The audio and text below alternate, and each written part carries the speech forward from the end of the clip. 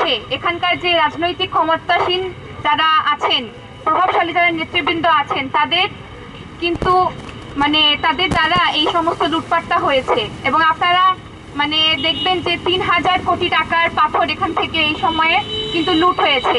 এখানকার সিন্ডিকেট ব্যবসায়ীরা যেভাবে করে এখানে তাদের কার্যক্রম চালাচ্ছে, এই অন্যায় কার্যক্রম বন্ধ হবে। একটা নতুন বাংলাদেশ গড়বার কথা।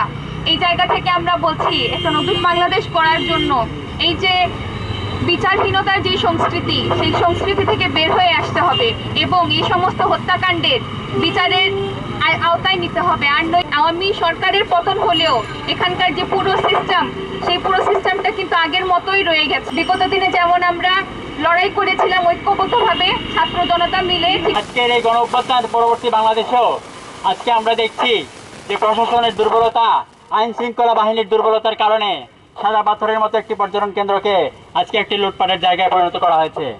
এবং রায়হান হত্যাকাণ্ডের দ্রুত সুষ্ঠু বিচার করতে হবে।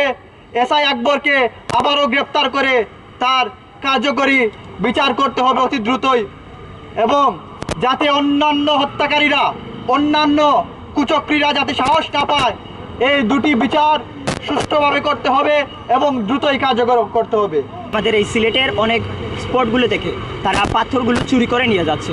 আমি তাদের প্রকাশ্যে সসম্মুখে তাদেরকে আমি চুর বলতে চাই, তাদেরকে আমি ডাকাত বলতে চাই। তাদের কি একটুও মায়া হয় না? তাদের কি একটুও দরদ হয় না এই সিলেটের জন্য? সিলেটকে সবাই পূর্ণভূমি সিলেট বলে, ৩৬০ আউলিয়ার সিলেট বলে। প্রত্যেক বছর এখানে অনেক মানুষজন আসে। কেন আসে? তারা এই সিলেটের সৌন্দর্য উপভোগ করার জন্য। সৌন্দর্য হচ্ছে আল্লাহ তাআলার একটি নিয়ামত, কিন্তু তারা এই নিয়ামতকে ধ্বংস করে ফেলতেছে।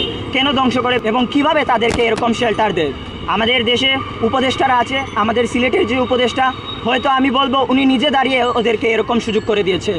আজ যখন আমাদের ট্যুরিস্টরা, আমাদের সাধারণ মানুষেরা, আমাদের সাধারণ শিক্ষার্থীরা যখন কথা বলছে এটি নিয়ে, তখন তারা রুখে দাঁড়িয়েছে, তখন প্রশাসনের চোখ কান খুলে উঠেছে। আমি জানি আমাদের যারা সিলেটের লোকাল সাংবাদিকরা ছিলেন, তারা কিন্তু প্রত্যেকবার গিয়েই এটা নিউজ কভার করেছেন। হয়তো তাদেরকে এমন কোনো সাড়া দেওয়া হয়নি, কিন্তু আমাদের দেশে যে বড় বড় গণমাধ্যমগুলো রয়েছে, তারা কি করেছিল? তারা কি আঙ্গুল চুষতে ছিল? তারা এখন কেন রুখে দাঁড়িয়েছে? তারা এখন কেন নিউজ করতেছে?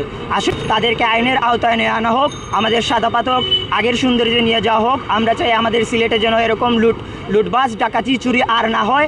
এবং আমি এটাও বলতে চাই যে এসআই আকবরের উকালতি কে করেছে, কিভাবে করেছে, কিভাবে সে জামিন পায়? একজন প্রকাশ্য খুনি, সে এত প্রমাণ থাকার পরেও সে কিভাবে ছুটে আসে, সে কিভাবে জামিনে বের হয়ে আসে? আমি এটা প্রশাসনের কাছে এবং আমাদের সরকারের কাছে জবাব দিতে চাচ্ছি।